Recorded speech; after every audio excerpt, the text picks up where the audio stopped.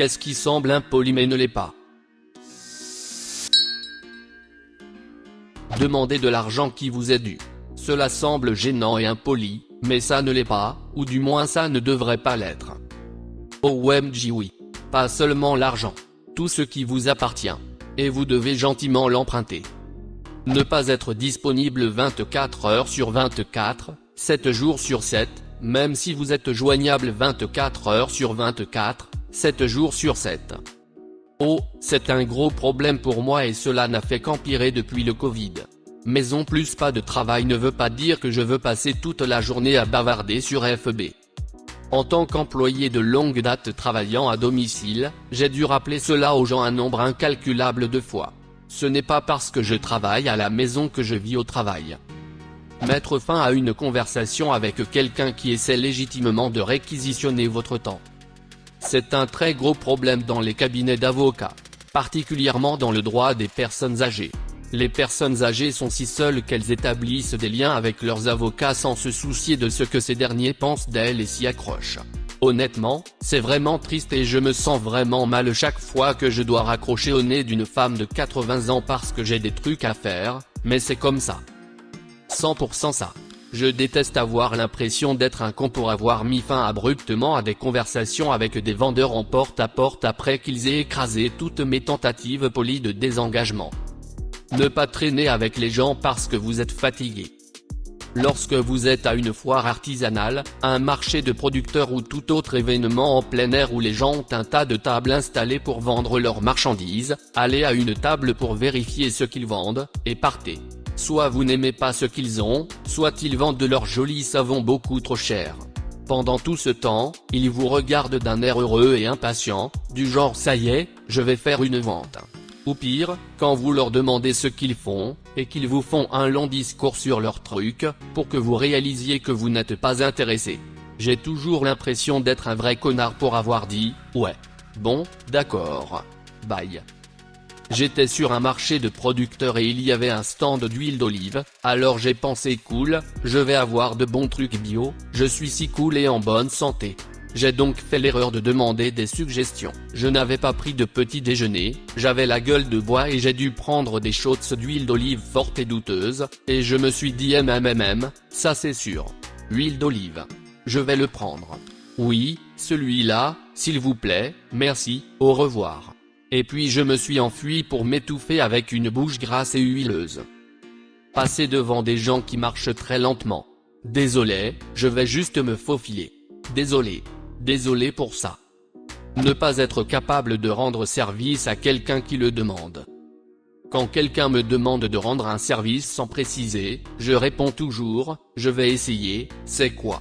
Le essayer est le mot-clé, car je me réserve le droit d'évaluer si la faveur est réalisable. Quand j'étais jeune, j'étais chez une amie et elle m'a demandé si je pouvais lui rendre un service et j'ai répondu ça dépend de ce que c'est. Son père a entendu ce que j'ai dit, et il a flippé sur moi. Il m'a dit qu'on est toujours censé dire bien sûr, n'importe quoi et que tout ce qui n'est pas comme ça est impoli, surtout si c'est à un ami. Cela m'a traumatisé à vie. En fait, je ne suis pas d'humeur à parler en ce moment. Partir tôt d'une fête ou d'un événement, ou même à une heure raisonnable. Beaucoup de gens se vexent si vous partez avant la fin et c'est une corvée. Dire non à quoi que ce soit. J'avais un ami qui disait qu'il enviait ma capacité à dire non sans explication. Un type dans le bus lui a demandé s'il avait une cigarette, il s'est excusé, lui a dit qu'il avait fumé sa dernière cigarette plus tôt. Le type me demande alors et je dis non. Mon ami m'a dit ensuite, tu ne fumes pas, pourquoi tu ne lui as pas dit? Parce que je n'ai pas l'impression de devoir donner une excuse. Demander de l'aide. Dans le commerce, les gens font souvent ça. Désolé de vous interrompre quand je discute avec un collègue. Ou quand je suis en train de ranger les étagères, ou le pire, quand je suis en train de nettoyer les étagères. Je suis toujours super content d'aider. Surtout le week-end, parce que c'est le travail pour lequel je suis littéralement payé. Je sais que certaines personnes sont des crétins qui détestent le monde, mais quand même. Je ne veux pas que les gens se sentent impolis parce qu'ils ont interrompu ma conversation avec mon collègue. Entrer dans un restaurant et en sortir sans rien prendre. Vous pourriez penser que le cuisinier sera offensé, mais il est probablement juste soulagé de ne pas avoir à faire plus de travail. Corriger quelqu'un s'il prononce mal mon nom. Appeler les gens pour mauvaise conduite sociale.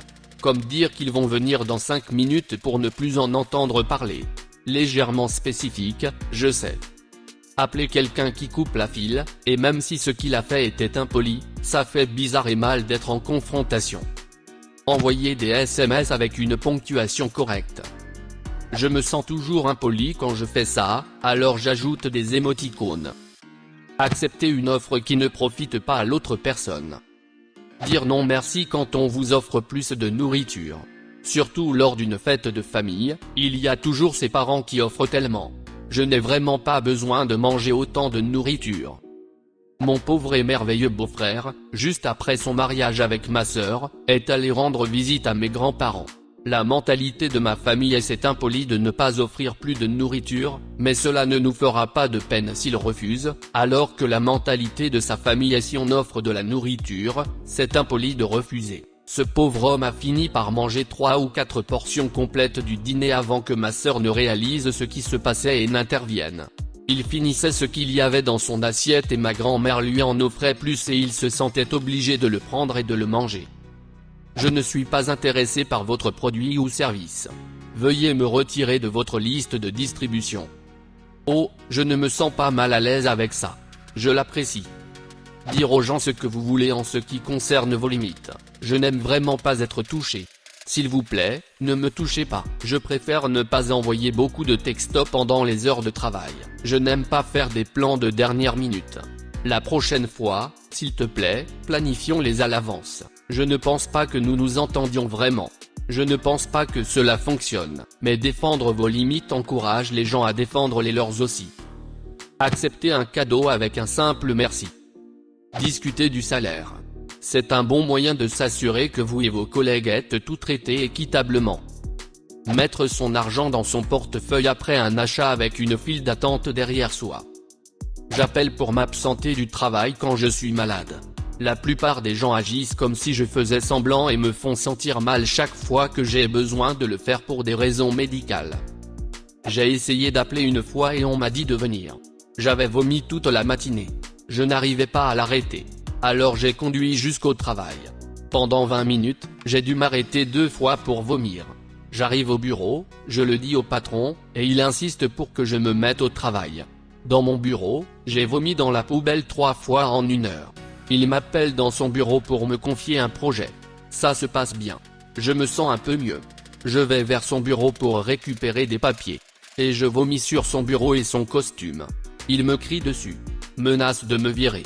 Et je lui ai dit, putain, je t'ai dit que j'étais malade et que j'ai vomi toute la matinée. Après s'être calmé, il a reconnu qu'il avait mal géré la situation. Nous sommes tous les deux rentrés chez nous plus tôt, bien qu'il y soit retourné. J'ai eu 5 jours de congé pour récupérer. Je me suis senti mieux presque immédiatement après avoir vomi dans son bureau, alors j'ai profité de ces congés payés. Putain, je déteste que notre culture du travail soit comme ça. Les entreprises devraient encourager les travailleurs malades à rester à la maison pour qu'ils ne propagent pas la maladie. Mais notre obsession pour les profits à court terme et notre attitude si vous ne travaillez pas à mort, vous êtes paresseux nous rendent tout malades. Pas seulement des problèmes médicaux, mais aussi de santé mentale. J'ai une anxiété extrême et il y avait des moments où je ne pouvais pas le faire et je me sentais horrible d'appeler à chaque fois. Être honnête avec quelqu'un sur ses capacités. Il y a un moyen de le faire sans être impoli. J'ai passé 2 ans à étudier un métier dans un domaine très compétitif et, vers la fin de la première année, j'ai commencé à prendre du retard et mon instructeur a commencé à me donner des réponses polies au lieu d'un véritable feedback. Un jour, je l'ai suivi dans son bureau et je lui ai dit que j'avais l'impression d'être ignoré, que je savais que je n'allais pas aussi bien que les autres mais qu'il fallait me le dire.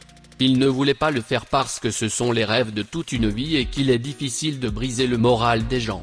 Mais il m'a tout dit, il m'a dit que j'allais m'accrocher pendant un certain temps et que j'allais m'éteindre dans quelques années. J'ai demandé des détails, il a répondu encore plus fort. Je ne l'ai pas mal pris et en fait j'étais excité parce que j'allais échouer de toute façon avant qu'il soit brutalement honnête mais maintenant j'avais des détails sur lesquels travailler et m'améliorer. Quelques années plus tard, alors que nous parlions, il m'a dit, Tu sais que j'avais tort à ton sujet et j'ai pu lui répondre, non, tu avais tout à fait raison, et si tu ne m'avais pas dit tout cela, je n'aurais pas travaillé dessus. Grâce à son honnêteté, j'avais deux choix qui étaient meilleurs que le chemin que je suivais.